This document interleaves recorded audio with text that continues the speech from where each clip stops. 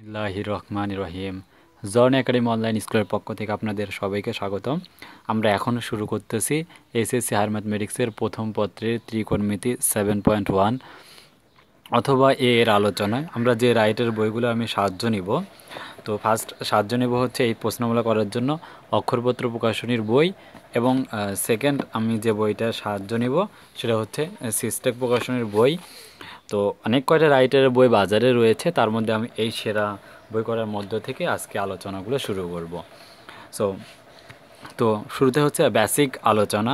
এই চ্যাপ্টারটার মধ্যে আমাদের কি কি রয়েছে 7 অধ্যায়ে, তার মধ্যে আমাদের কন্টেন্টগুলো আমাদের আগে জেনে নেওয়া যাক। আমাদের কি কি কন্টেন্ট বোর্ড থেকে দেয়া রয়েছে। বোর্ড থেকে আমাদের বলা রয়েছে বিষয়বস্তুগুলো: সংযুক্ত কোণের ত্রিকোণমিতিক অনুপাত, যৌগিক কোণের ত্রিকোণমিতিক অনুপাত, ত্রিভুজের সাইন সূত্র, ত্রিভুজের কোসাইন সূত্র। তো আমরা পাঠ্যসূচি থেকেও দেখে নিতে পারি যে অংশগুলো রয়েছে। এরপরে রয়েছে কি, ব্যবহারিক অংশের মধ্যে ত্রিভুজের বাহুগুলোর দৈর্ঘ্য দেওয়া হলে স্ফীত কোণের মান, ত্রিভুজের কোণের পরিমাপ দেওয়া থাকলে বাহুগুলোর দৈর্ঘ্যের অনুপাত, ত্রিভুজের যে কোনো দুইটি কোণের মান এবং এক বাহুর দৈর্ঘ্য দেওয়া থাকলে স্ফীত বাহুর দৈর্ঘ্য নির্ণয়, ত্রিভুজের যে কোনো দুইটি বাহুর দৈর্ঘ্য এবং একটি কোণের মান দেওয়া থাকলে স্ফীত কোণের মান নির্ণয়।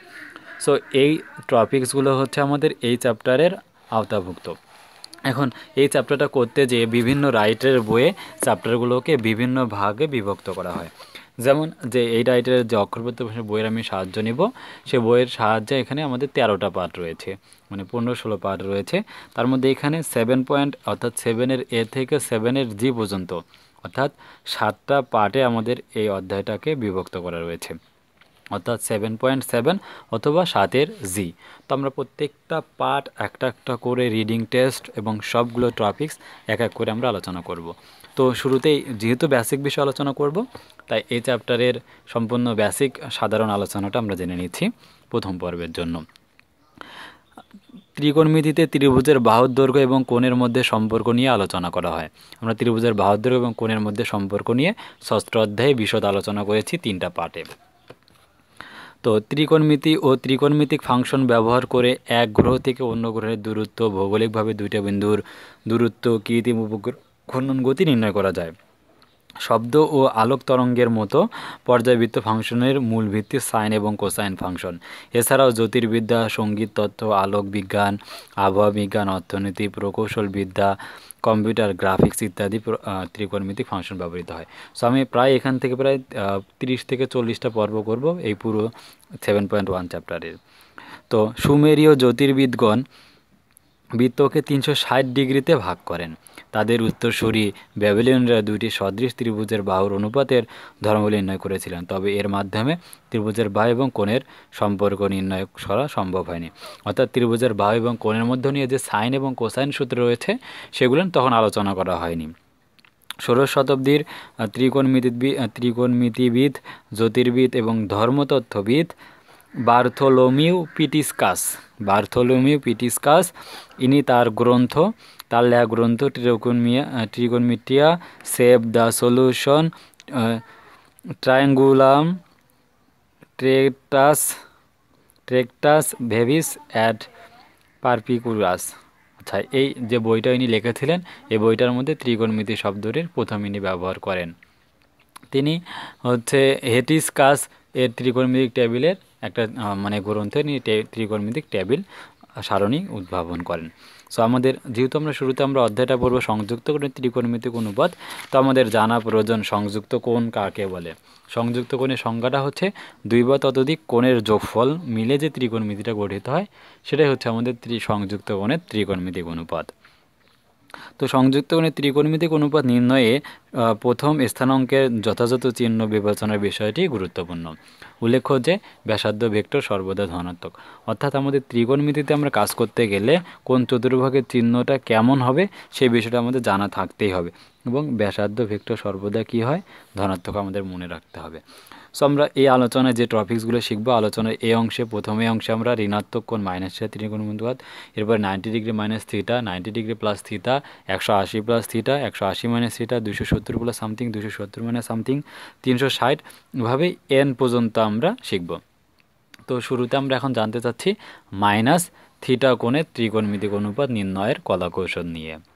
তো মাইনাস থিটা কোণের ত্রিকোণমিতিক অনুপাতের জন্য আমরা ধরে নিচ্ছি যে এক্স ও এক্স বরাবর হচ্ছে এক্স অক্ষ এবং ওয়াই বরাবর হচ্ছে ওয়াই অক্ষ। কোনো আদিরশ্মি ও এক্স বরাবর আমরা ঘুরে তো এখানে একটা কোণ তৈরি করব, এ বরাবর ধরে নিলাম যে বরাবর ঘুরে এ বরাবর একটা কোণ ক্রিয়েট করব। এভাবে ঘুরে নিলাম, ঘড়ির কাঁটার বিপরীত দিকে ঘুরে এদিক থেকে বিপরীত দিকটা আমরা ঘুরলাম এ বরাবর, বিপরীত দিকটা ঘুরে ধরলাম এই কোণটা হচ্ছে থিটা পরিমাণ কোণ তৈরি করেছে এক্স ও পি। এখানে আমরা একটা নামকরণ করলাম। সো জাস্ট যে কোনো একটা আমি এখান থেকে নামকরণ করে নিতে পারি আমরা এক্স ও পি। এবং এটা বিপরীত দিকে আমরা একইভাবে ঘুরলাম, সেমভাবে এখান থেকে বিপরীত দিকে ঘুরে আমরা এদিক যদি পজিটিভ কোণ হয় আমরা এদিকটা জানি যে নেগেটিভ কোণ তৈরি করবে। সো এদিকটাতে আমরা এখান থেকে নাম দিতে পারি এক্স ও কিউ নেগেটিভ কোণ তৈরি করেছে। সো বর্ণনাগুলোকে আমরা একটা ভাষার সাহায্যে আমরা বলবো। মনে করি কোনো রশ্মির আদি অবস্থান ও এক্স হতে শুরু করে, এখান থেকে শুরু করে ঘড়ির কাঁটার ঘূর্ণনের বিপরীত দিকে এদিকটা ঘুরে X O P equals to theta কোণ উৎপন্ন করে। যদি ঘূর্ণনের বিপরীতে ঘুরে এক্স ও পি যে আমাদের তৈরি করেছে, যদি অপর কোনো ঘূর্ণায়মান রশ্মি আর একটা রশ্মি আমাদের ঘড়ির কাঁটার দিকে ও এক্স থেকে ঘড়ির কাঁটার দিকে ঘুরে থিটা কোণ যে রয়েছে তারই সমান কোণ সমপরিমাণ কোণের এক্স ও পি উৎপন্ন করে, তবে কী হবে, এটা ঘড়ির কাঁটার যেহেতু দিকে উৎপন্ন করেছে তাই সেটা আমাদের নেগেটিভ কোণ হবে। তাই X O P equals to minus theta. এখন আমরা এই ওপি এর উপরে একটা বিন্দু নিব। ওপি এর উপরে একটা বিন্দু নিচ্ছি, যে বিন্দুটা এখানে পি নামটা দেই তাহলে আমাদের একবারই হয়ে যাচ্ছে। পি নামটা দিলাম এক্স কমা ওয়াই। ওপি এর উপরে একটা বিন্দু নিলাম হচ্ছে P of X comma Y, যে বিন্দুটা এখান থেকে ধরা হলো যে, এবং এই যে পি রয়েছে এই পি বিন্দু থেকে আমরা ও এক্সের উপরে একটা লম্ব টানবো। তো লম্বটার নাম দিলাম হচ্ছে এন, তার মানে পি এন লম্ব আঁকি। ও পি এর উপর যে কোনো বিন্দু পি হতে এক্স ও এক্স প্রাইম এর উপর পি এন লম্ব আঁকি। তো আমরা এই লম্বটা যেটা আঁকতেছিলাম, তো এটা আমরা একটু একে আবার পিছনের দিকে আমরা বাড়িয়ে নেব, একবারই এই লম্বকে পিছনের দিকে বাড়িয়ে নিব। ধরলাম এই বিন্দুটা হচ্ছে আমাদের এক্স প্রাইম এবং ওয়াই প্রাইম বিন্দুতে ছেদ করেছে, ধরলাম এটা কিউ নাম দেব। তো এই বর্ণনাটা আমরা অবশ্যই এখানে লিখব। পিএনকে এমনভাবে বর্ধিত করি যেন ও কিউকে কিউ বিন্দুতে ছেদ করে, অর্থাৎ আমরা কিউ বিন্দুটা আমরা এখানে সরিয়ে দিলাম, তাহলে আমাদের যে আকারটা সেটা চলে এসেছে।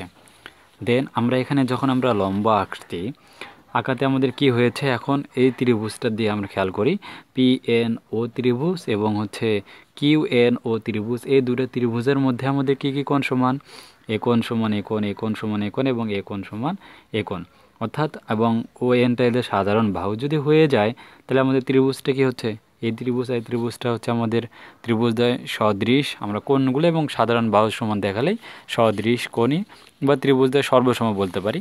সো এই বর্ণনাগুলো আমরা এখানে এখন লিখব।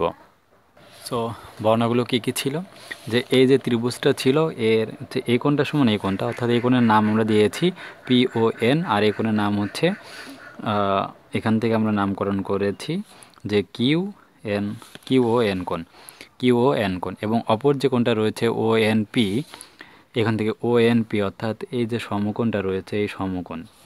তো এখানে যদি উল্লেখ করে বলতেই চাই এরা হচ্ছে আমাদের সমকোণ বলে এরা সমান।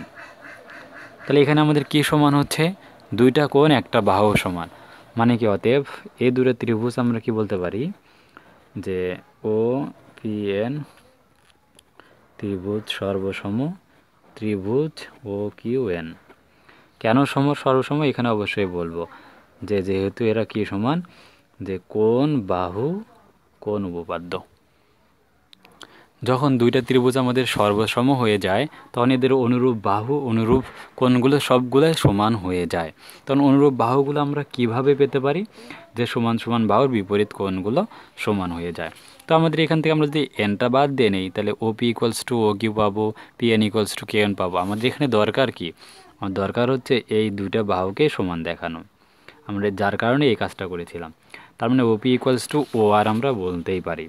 তাই অতএব আমরা কি বলতে পারি, অতএব হচ্ছে O P equals to O Q, আর এই একটা অংশকে আমরা আর ধরে নিই, তাহলে এই অংশটাতে বলবো যে আর অংশটা আমরা ধরে নিলাম।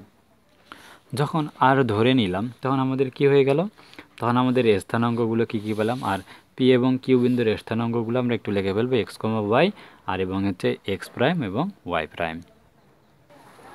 তাহলে পি ও কিউ বিন্দুর স্থানাঙ্ক যথাক্রমে বলতে পারি এক্স কমা ওয়াই এবং এক্স প্রাইম ওয়াই প্রাইম। আচ্ছা, এখান থেকে আমরা একটু বিষয়টা ভিজুয়ালাইজ করে নেই, বাহুর মানগুলোকে আমরা একটু লিখে ফেলি। এ বরাবর আমরা এসেছি এক্স, এ বরাবর উঠেছি হচ্ছে ওয়াই দিকে, যেহেতু এসেছি নেগেটিভ দিকে তার মানে এখানে হচ্ছে মাইনাস ওয়াই, আর আরটা সেমই থাকবে।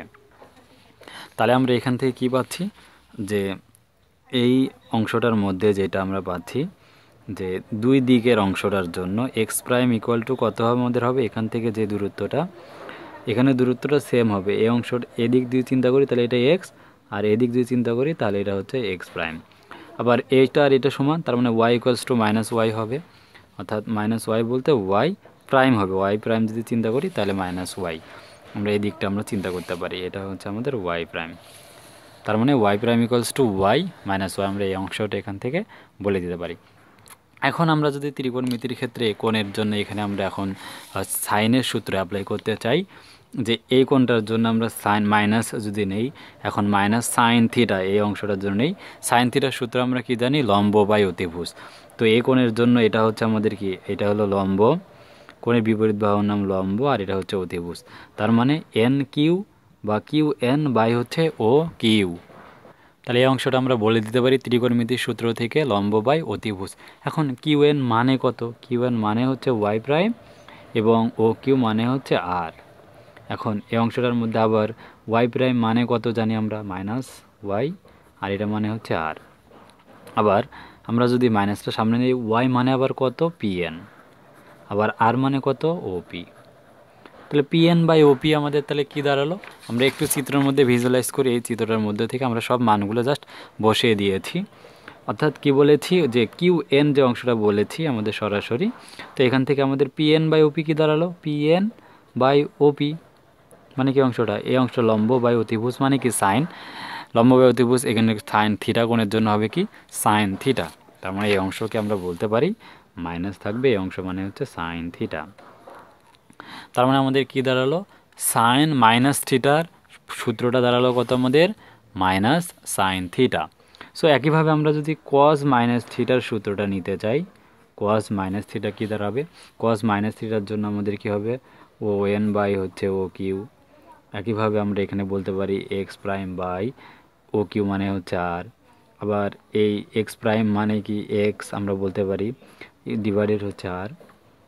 এক্স মানে আবার কত আমরা ও এন বাই কত OP equals to O N by OP. তাহলে আমাদের এখানে কী দাঁড়ালো, চিত্রতে আবার খেয়াল করি, ওপি বাই ও এন মানে কি কস থিটা আমাদের, ভূমি বাই অতিভুজ, তার মানে এখানে আমাদের কস থিটা দাঁড়ালো। তাহলে কস মাইনাস থিটা ইকুয়ালস টু আমাদের ফর্মুলা অনুযায়ী কত দাঁড়াচ্ছে, কস থিটা।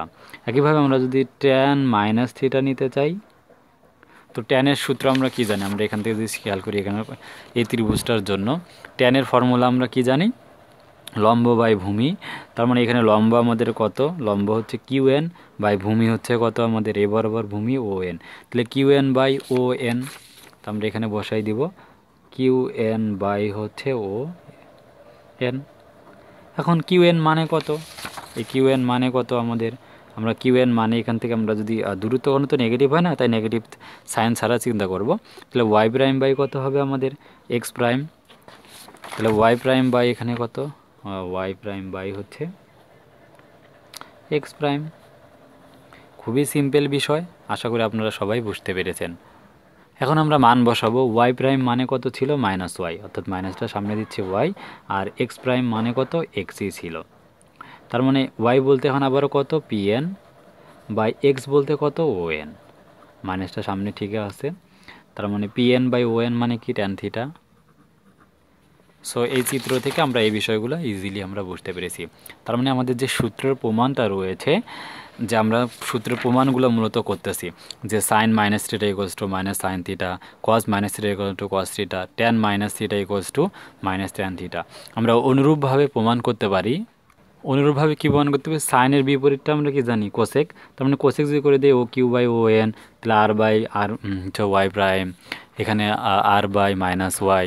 একইভাবে সেম আলোচনা হয়, তাই সেই আলোচনাগুলো না করে ডিরেক্টলি আমরা বলবো যে এখানে cosec COSEC cosec minus theta যদি হয় তাহলে এক্ষেত্রে মাইনাসটা ঠিকই থাকবে, মাইনাস কোসেক থিটা।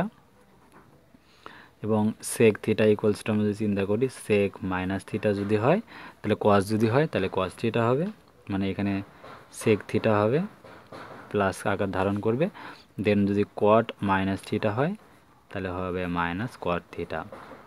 তার মানে এই সূত্রগুলো থেকে আমরা ডিরেক্টলি বলতে পারি না যে মাইনাসটা সামনে বের হয়ে আসছে, এটা কিন্তু নয়, কারণ এখানে ঘড়ির কাঁটার বিপরীত দিকে ঘূর্ণনের ফলে এই অংশগুলো ক্রিয়েট হয়, আর এই অংশ থেকে আমরা এই সূত্রটা আমরা বলতে পারি। আর এগুলো মনে রাখার টেকনিক আমাদের পর্ব থাকবে, আমরা আসলে শুরুতেই প্রত্যেকটা কোণের কীভাবে হয় তার বেসিকগুলো জানবো, দেন এরপরে আমাদের সহজভাবে ক্যালকুলেশনের মাধ্যমে আমরা দেখার চেষ্টা করব। জাস্ট আমাদের মনে রাখবো এখান থেকে সাইন মাইনাস থিটা যদি হয় তাহলে minus sine theta, cos minus theta হলে cos theta, tan minus theta হলে minus tan theta, cosec minus theta হলে minus cosec theta, sec minus theta হলে সেক থিটা, আর কট মাইনাস থিটা হলে minus cot theta হবে। So এটা হচ্ছে আমাদের বেসিক সূত্র আলোচনা করতেছি আমরা। সো এর পরবর্তী আলোচনায় আমরা যে পার্টটা করব সেটা হচ্ছে 90 ডিগ্রি মাইনাস থিটা কোণের ত্রিকোণমিতিক অনুপাতের যে ফর্মুলাগুলো রয়েছে সেগুলো কীভাবে হয় তা আমরা পরবর্তী পর্বে আলোচনা করব। তো সেই পর্বগুলো দেখার আমন্ত্রণ জানিয়ে পর্বটি এখানে আপাতত ব্রেক করতেছি। আসসালামু আলাইকুম রহমতুল্লাহ।